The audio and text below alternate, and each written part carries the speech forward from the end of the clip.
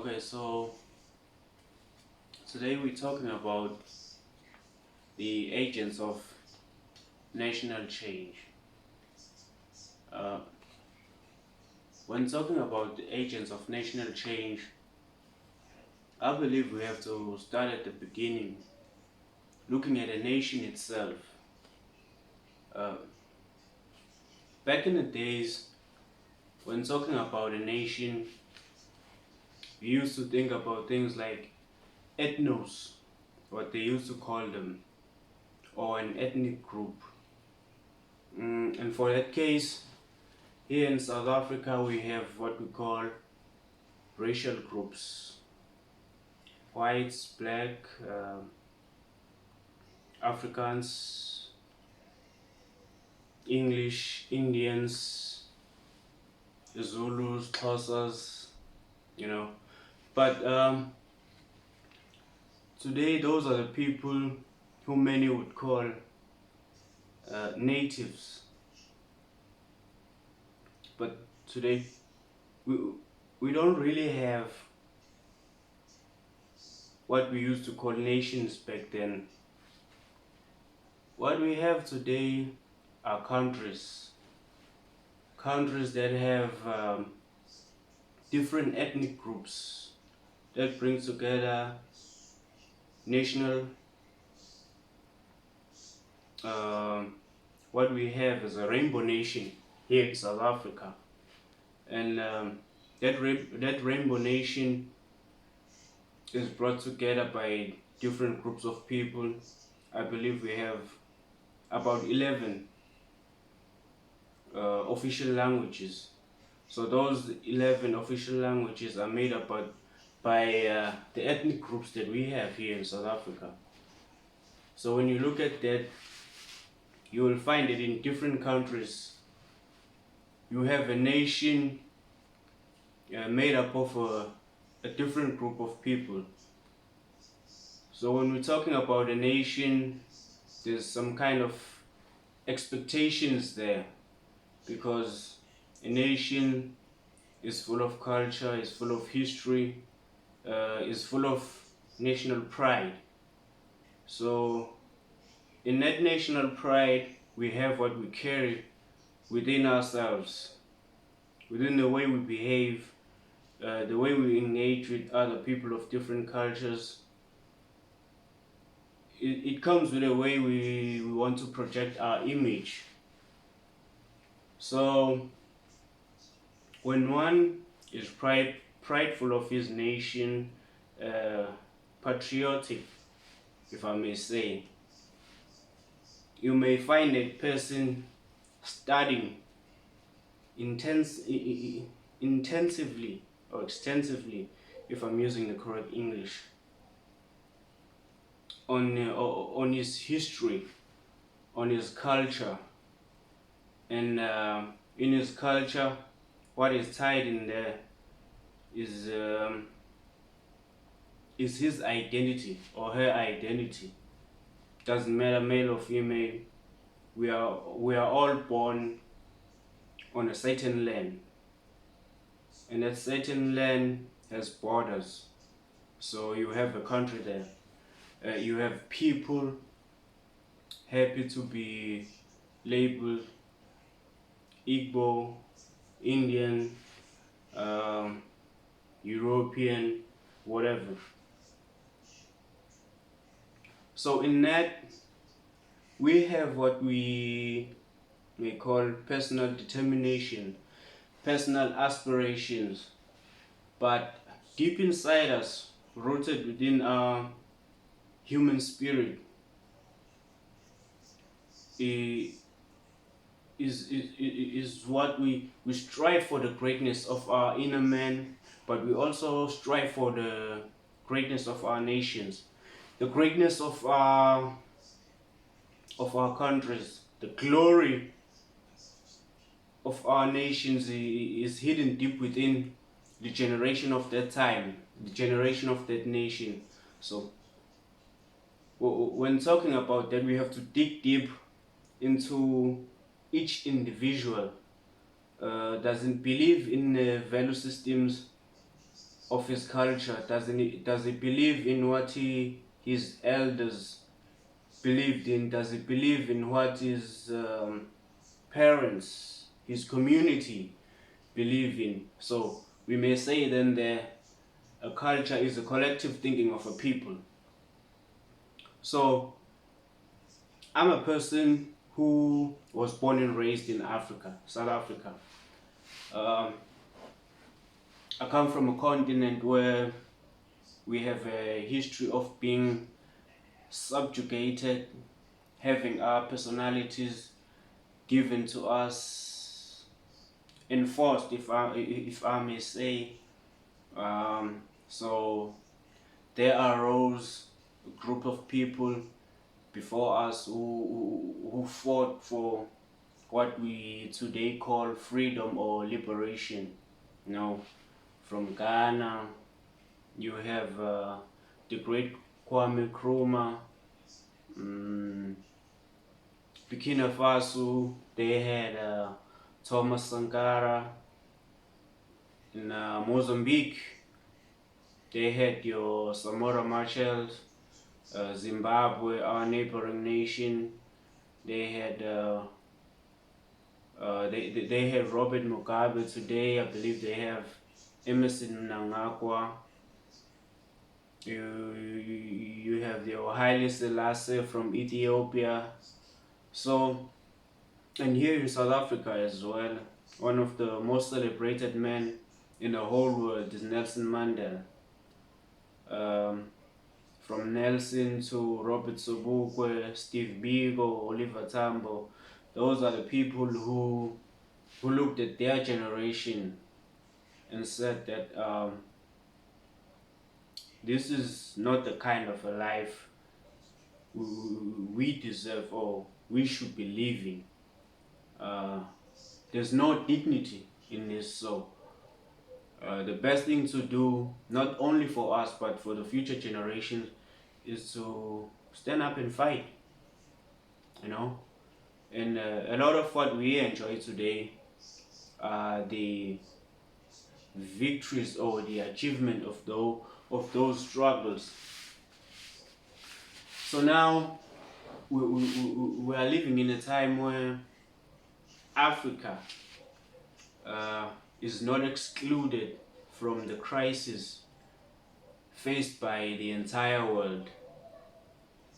So it's not surprising that you may have individuals not only striving for themselves and their families, but the uplifting of a whole nation. So that comes with a deeper study, a self-introspection, right down to the soul of a nation. So every man is asking himself, what can I do to contribute positively into what is happening in the society as a human being living amongst other human beings? What am I to do? What is my role? What am I to play? What am I to do so that my fellow Africans, fellow South Africans, and other peoples from outside of our world, outside of our continent, to benefit positively and have a positive impact? Because most of us do believe that we didn't only just come here into this world to live, get married, have children, pass on, but we are to live a world which is more habitable for our future generations. Now, when we look at that, we find that most of us, even though it's every man for himself, but some may ask, what is it that I can do that when someone else walks or come into this world and find different from what we had? So there you may have what I may call an agent of a national change? Um, we could have different explanations coming to this. I mean, everyone, when it comes to everything or anything, everyone has their own definition. What is going on? How is this supposed to work? How are we supposed to walk or drive on this road? You know, everyone is entitled to their opinion. So it is my strong belief that every man or woman in his or her nation is an agent of a national change. I mean, today we are facing problems like um, load shedding, shortage of water, corruption in Africa, uh, moral decays and stuff. Things that have been talked about by our former leaders. You can mention even prophets there who spoke of these things, and some of them highlighted on how we should combat these. I mean, but as an individual, forgive me that, as an individual, there's so much that you can do. But even though you cannot do everything.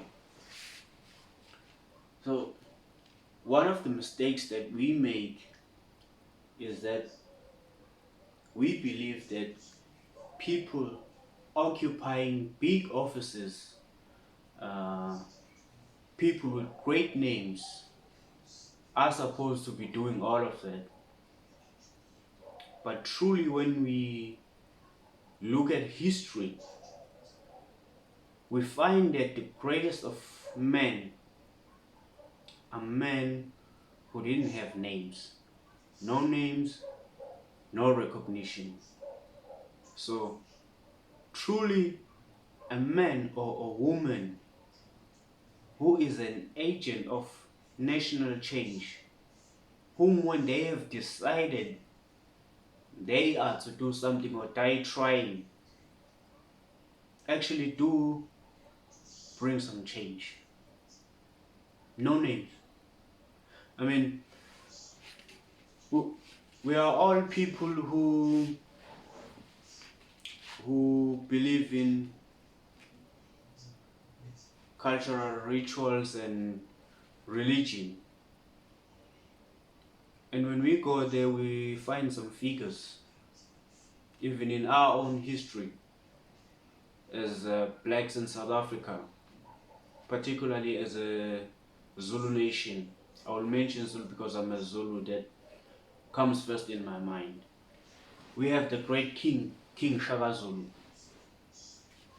a man who was born from a family who was rejected by the, the father of a child. That's what the history tells us. The man grew up being raised in neighboring tribes, raised by a single woman, but who rose up to take the throne forcefully and make for himself a name in history. If you look at it, he was mocked, he was cast out, he had to fight his way up. Many of the things that he did are one of the reasons why Zulu people are the most populous in South Africa. It comes from what the great king aspired to do, was determined to make of his nation. I mean, there are so many things that are said about him, but there's so much that we can learn from his upbringing, from his ambitions, from what he achieved. Regardless of what we are still lacking today, most of our leaders who fought for what we are supposed to be maintaining. If you can, if we cannot make a progress from it. At least we have to maintain it, not downgrade. Because looking at our history, you may have some kind of expectations. When the apartheid government released people like Nelson Mandela, we expected a lot from that guy. That's why some of us today would be calling him a sellout, would be saying he didn't do as much as he was supposed to have done. But looking at the history of the ANC, the history of those fighters, what they did in simple terms for us was to open the doors. Yes, they didn't do everything. They couldn't do everything. White government of that time didn't lose, didn't give up. What they did was a tactical retreat, because almost everything of value today is still in their hands. But my question is, what are we doing with what we have now? What are we doing to advance those achievements?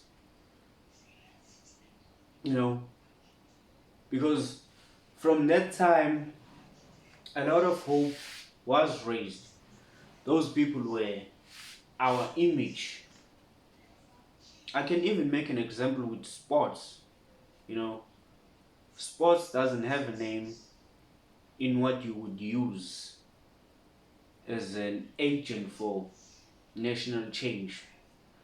But during the times of the great Dr. Khumalo, who was still playing at that time, 1996, Mark Williams, you would see that we discovered in those times that through football, through sports, we can bring the nation together. And it is in those years that when South Africa won the Africa Cup of Nations, a lot of hope was raised in our society, in our community, the South African community. A lot of hope was raised in us as different people, that maybe there is a chance for us to live, to have a cohesive society, if that's what I should call it. So you can see that people in those times were more hopeful.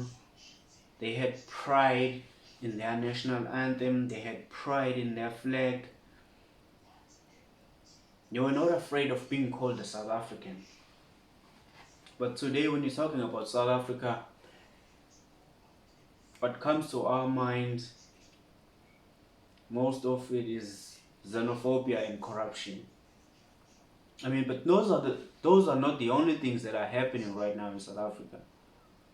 There's a lot of positive stuff, a lot of positive things we can look upon, take hold of them, make use of them. We have people representing us on an international stage. If I can mention maybe two, we have Black Coffee, born and raised in South Africa, but is taking up the international stage as if it's his own, as if he was raised from a different planet. If you will allow me to say that.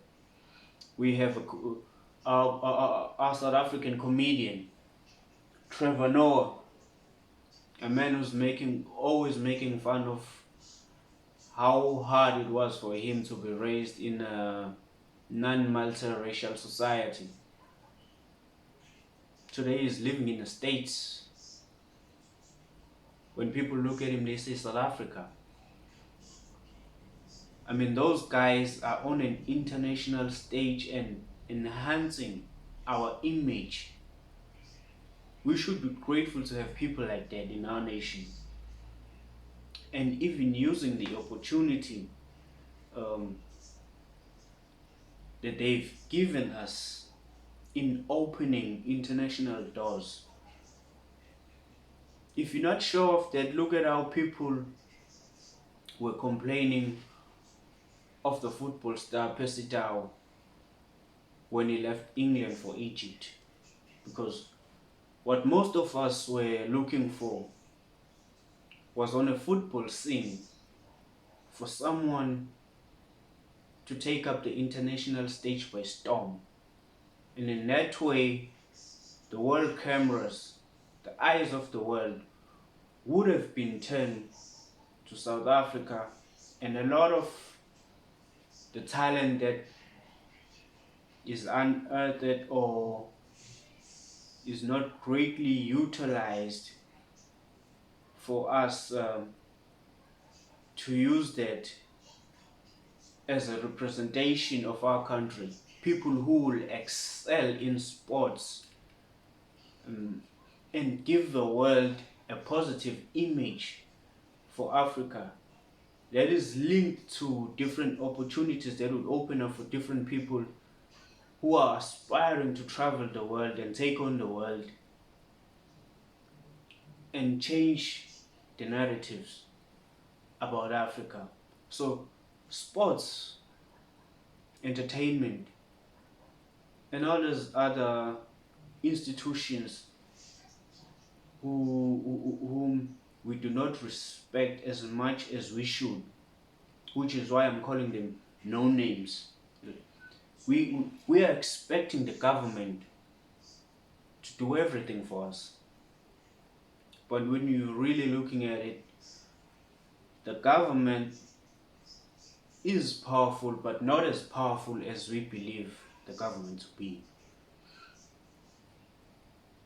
If you doubt that, you can look at the state-owned entities.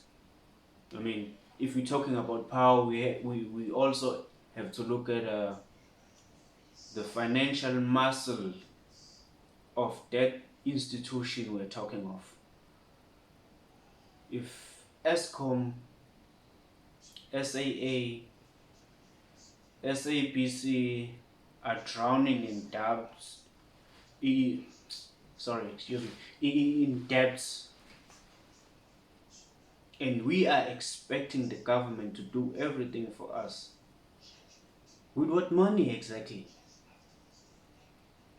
How are we expecting the government to do everything for each and every South African when the government and the state-owned entities are drowning in debts?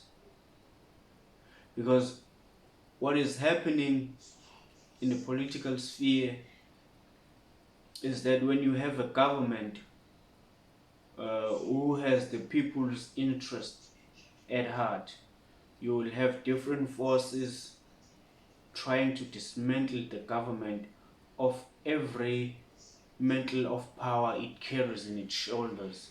So maybe the falling of SOEs could be orchestrated. It's all it's all politics.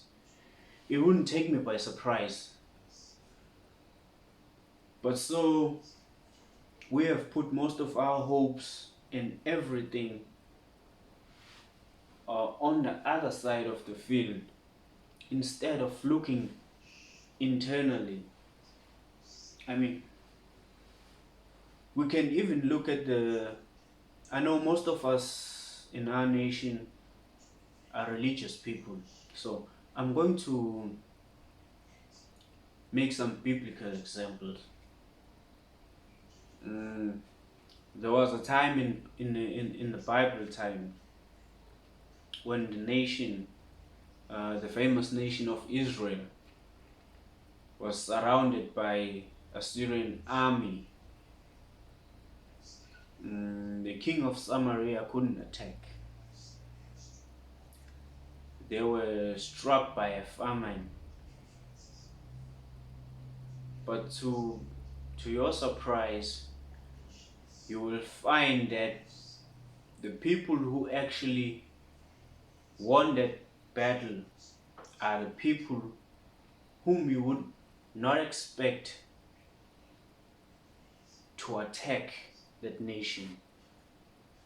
Not soldiers, not train, sick with leprosy, 4 leprous men who were cast out of the society.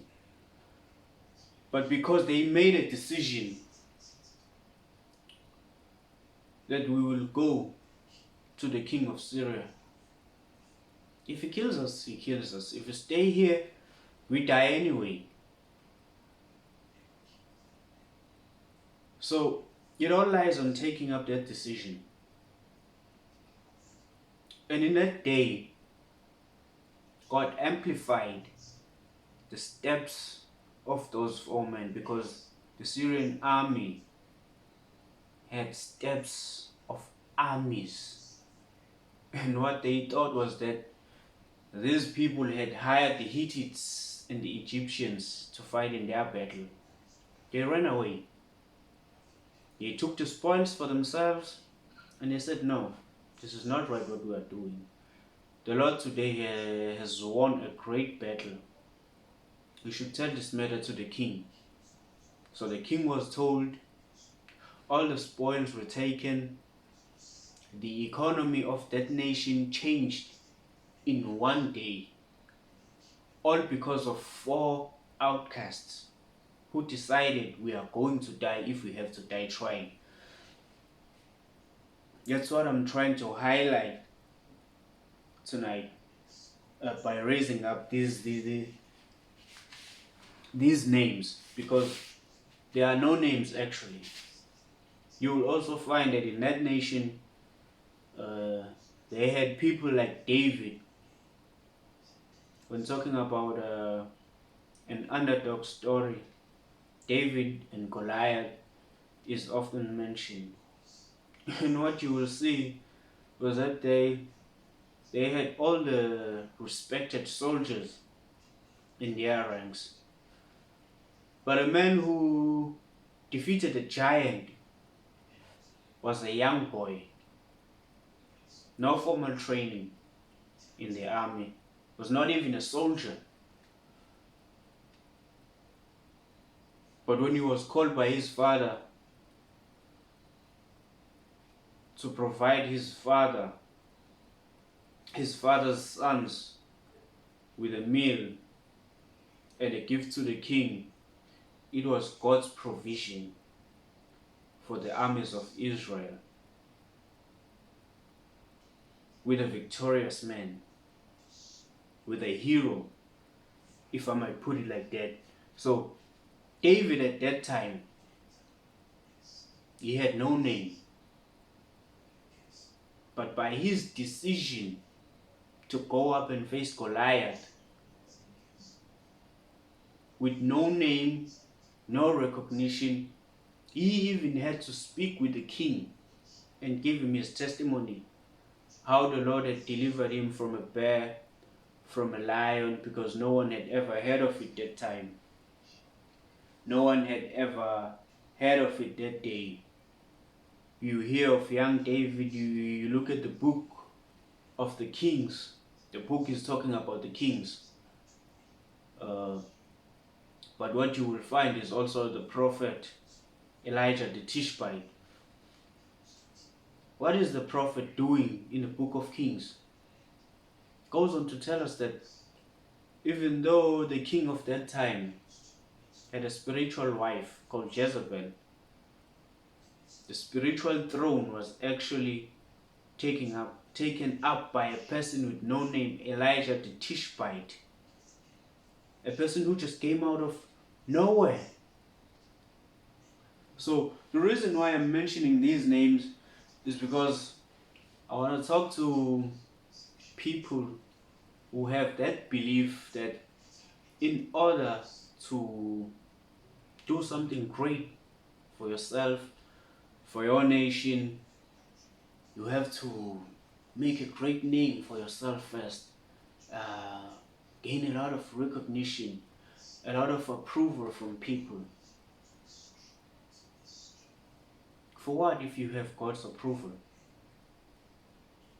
I mean, your talents may be sleeping within you, your abilities, your strengths. If you were to die today, you'll die with them. But what I can tell you is that your gifts, your abilities, your strengths, your dreams, your ideas, they don't want to die with you. They want you.